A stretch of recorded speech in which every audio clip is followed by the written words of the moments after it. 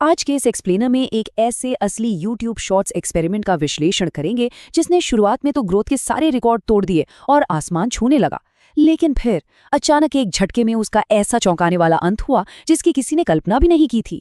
Data और तथ्यों के जरिए इस पूरी कहानी को डीकोड करेंगे और समझेंगे कि इस प्लेटफॉर्म का एल्गोरिदम पर्दे के पीछे असल में काम कैसे करता है। एक ऐसा 30 दिन का बेहतरीन ग्रोथ प्लान जो बिल्कुल सही ट्रैक पर था, वो सिर्फ 21वें दिन ही अचानक क्यों रुक गया?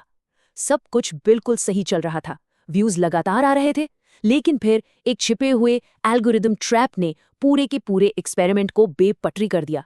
ये सिर्फ एक प्रयोग के फेल होने की कहानी नहीं है, बल्कि डिजिटल दुनिया के एक बहुत बड़े खतरे की वार्निंग है। सबसे पहले बात करते हैं इस 30 दिन शॉर्ट्स अपलोड चैलेंज के बारे में।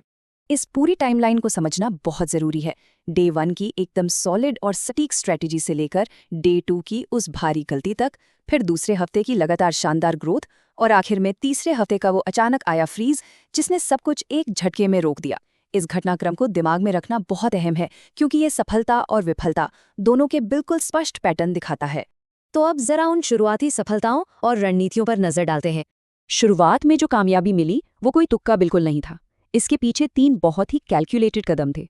पहला, कोर ऑडियंस की लोकेशन यानी इंडिया को पहचानना। दूसरा, सिर्फ इंग्लिश नहीं बल्कि हिंदी और इंग्लिश को मिलाकर बाइलिंगुअल टाइटल्स का स्मार्ट इस्तेमाल। और तीसरा, सबसे बड़ा कदम, चैनल के उन टॉपिक्स को फिर से अपनाना जो पहले से वायरल हो चुके थे। मतलब एक ऐसा प्रूवन फॉर्मूला जिसे फेल होना ही नहीं था। और उस शानदार रणनीति का असर तुरंत देखने को मिला। पहले वीडियो पर ही करीब 3500 व्यूज आ गए, जो एक अच्छी शुरुआत थी। लेकिन उसी स्ट्रैटेजी को फॉलो करते हुए उसी दिन अपलोड किए गए दूसरे वीडियो ने तो कमाल ही कर दिया। व्यूज सीधे उछलकर 13,400 पर पहुंच गए। ये नंबर साफ तौर पर बताता है कि सही ऑडियंस को उनकी पसंद का कंटेंट उन्हीं की भाषा में देने का परिणाम कितना जादुई हो सकता है। लेकिन फिर एंट्री होती है विषय से भटकी हुई सामग्री की। ग्रोथ का ये ग्राफ हमेशा सीधा नहीं चलता। दूसरे ही दिन बिना सोचे समझे कंटेंट की स्ट्रैटेजी अचानक से बदल दी गई और नतीजे बिल्कुल साफ थे। एक तरफ रेलेवेंट कंटेंट है जिस पर लगातार ग्रोथ आ रही है और व्यूज 13,000 के पार जा रहे हैं। वहीं दूसरी तरफ वो कंटेंट डाल दिया गया जो चैनल के मुख्य टॉपिक से बिल्कुल अलग था, जैसे अज्जू भाई और रिस्पेक्ट वाले वीडियोस। नतीजा क्या हुआ? महज 52 व्यूज और ऊपर से एक खतरनाक कॉपीराइट स्ट्राइक। अपनी निश यानी मुख्य विषय से भटकना ग्रोथ के लिए कितना जानलेवा हो सकता है, ये उसका सबसे बड़ा सबूत है।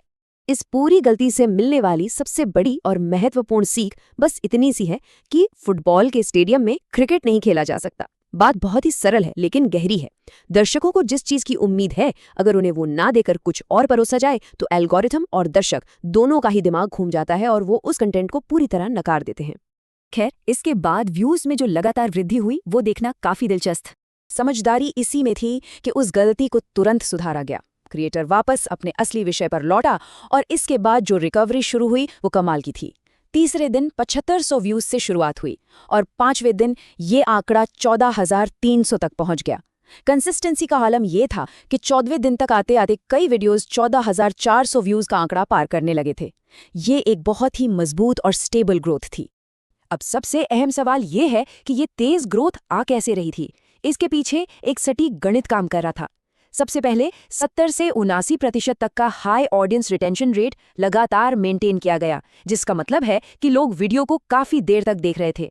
दूसरा, एक फिक्स टाइम टेबल सेट किया गया, जैसे सुबह 10, दोपहर 2 और शाम 7 बजे। और अंत में सिर्फ उन्हीं विषयों पर वीडियो डाले गए जो पहले से विनर साबित हो चुके थे। इन तीनों चीजों का मिश्रण ही एक चैनल को रॉकेट की तरह उड़ाने का सीक्रेट है। पर फिर अचानक गिरावट का वो असली कारण सामने आया। सब कुछ बिल्कुल परफेक्ट चल रहा था, व्यूज आ रहे थे, सब्सक्राइबर्स बढ़ रहे थे, लेकिन फिर 14 जनवरी का वो मनहूस दिन आया जब ये चैनल अचानक एक अदृश्य एल्गोरिदम की दीवार से जा टकराया। इस पूरे एक्सप्लेनर का सबसे बड़ा और शॉकिंग ट्विस्ट यहीं पर है। दरअसल चैनल के मालिक के पास एक बिल्कुल अलग एक्स्ट्रा चैनल भी था। व्यूज बढ़ाने के लालच में उस सेकेंडरी चैनल पर एक ही वीडियो को बार बार अपलोड किया जा रहा था। ये एक टिपिकल स्पैमिंग वाली गलती थी जिसका बम कहीं और फटने वाला था। और यहीं पर गेम पलट गया। बात यह है ना कि एल्गोरिदम की स्पैमिंग वाली सजा सिर्फ एक चैनल तक सीमित नहीं रहती। जब उस स्पैम वाले एक्स्ट्रा चैनल को सिस्टम ने डिलीट किया तो उसका सीधा और भयंकर असर इस मेन चैनल पर भी पड़ा। इसके व्यूज तुरंत के तुरंत फ्रीज हो गए। मतलब एल्गोरिदम ने उस ओनर के अंडर जुड़े हुए सभी चैनल्स को एक ही तराजू में तौला और सबको एक साथ पेनल्टी दे दी। आइए अब इस पूरे एक्सपेरिमेंट के अंतिम परिणाम और सीख पर आते हैं। तो इस पेनाल्टी के चलते 30 दिन का जो एक्सपेरिमेंट था वो 21वें दिन ही एक झटके में क्रैश हो गया। लेकिन सिस्टम के क्रैश होने से पहले हासिल क्या क्या हुआ?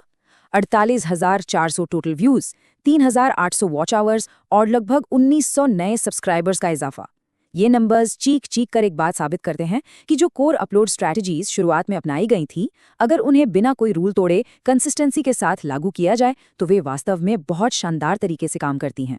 इस एक्सप्लेनर को खत्म करने से पहले एक बहुत ही गहरे सवाल पर ध्यान देना जरूरी है। अगर किसी दूसरे सेकेंडरी चैनल का डिलीट होना एक बेहतरीन तरीके से ग्रो कर रहे मेन चैनल को रातों रात पूरी तरह तबाह कर सकता है, तो इस प्लेटफॉर्म के एल्गोरिदम में ऐसे और कौन-कौन से अदृश्य लिंक मौजूद हो सकते हैं? ऐसे और कितने हिडन रूल्स होंगे जो बैकग्राउंड में छुपकर कंटेंट को इस वक्त प्रभावित कर रहे हैं? ये एक ऐसा सवाल है जो निश्चित रूप से सोचने पर मजबूर कर देता है।